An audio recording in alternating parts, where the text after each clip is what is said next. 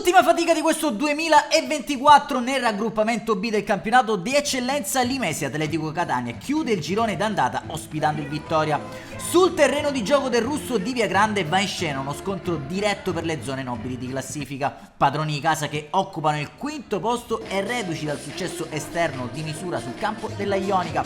Con 2 punti di vantaggio in graduatoria invece il Vittoria cerca di recuperare un po' di terreno sulla vetta dopo il netto 5-1 inflitto al fanalino di coda città di Mister Bianco. Arbitra l'incontro il signor Denis, corner pal di Roma 1 coadiuvato dagli assistenti Marco Mirabella di Acireale e Filippo Luca Scannella di Caltanissetta, quando grazie all'ausilio delle immagini a cura di Andrea Giuffrida scorgiamo i 22 protagonisti di questa sfida a fare il loro ingresso in campo. Completo giallo con inserti rosso-blu per Limesi Atletico Catania, maglia bianco-rossa strisce verticali invece per la compagine vittoriese. Passiamo a raccontarvi quanto accaduto sul sintetico del russo di Via Grande. Prima occasione di marca locale all'11° con Maimone, neoacquisto del DS Proto che cerca il corridoio giusto per Rannis, attento e coraggioso Cirnigliato che non ci abbassa. Risposta vittoriese al quarto d'ora con De Matos che imbuca per Iezzi, legno dell'ex Canicatti,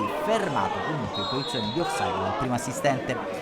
Giro di boa della prima frazione di gioco, ancora Vittoria a battere un colpo, Iezzi duetta con Jalò, destro centrale, facile preda di Vitale. Un minuto dopo la mezz'ora arriva il vantaggio biancorosso, cavalcata imperiosa di Esposito che dallo spigolo dell'area di rigore fredda Vitale con un diagonale chirurgico. 0-1 vittoria al russo di Via Grande, fa tutto da solo e lo fa benissimo il Pocio che porta in vantaggio la compagine di Mister Mancini.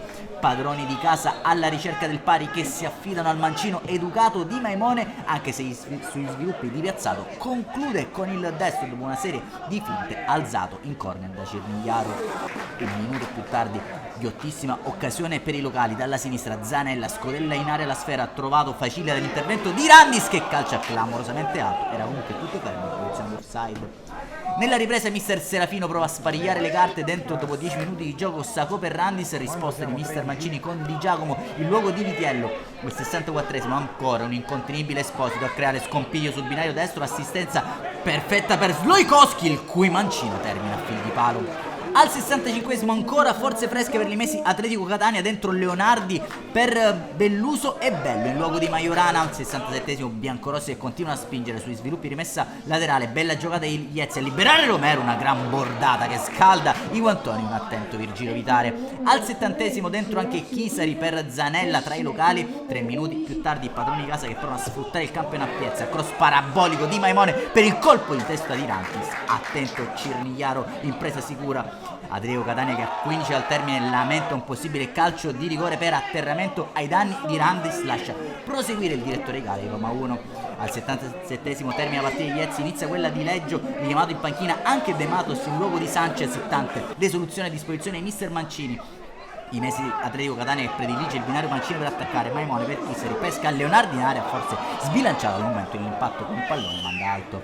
All'87esimo punizione velenosa dalla tre quarti di Maimone che attraversa tutta l'area di rigore prima di perdersi sul fondo. Nel finale l'assalto all'arma bianca dei locali, cross da destra sul quale non arriva Maimone, Chisari allora premia la sovrapposizione di Godino che prova a calciare da posizione defilata mandando alto. Segue solo il triplice fischio del direttore di gara di Roma 1 al russo di Via Grande. Il Vittoria porta a casa un successo importantissimo che gli permette di fare un balzo al terzo posto in classifica a -4 dalla vetta, ora più vicina, occupata dal Milazzo, fermato sullo 0-0 dalla Ionica. Un saluto allora amici appassionati e appuntamento al nuovo anno, buone feste!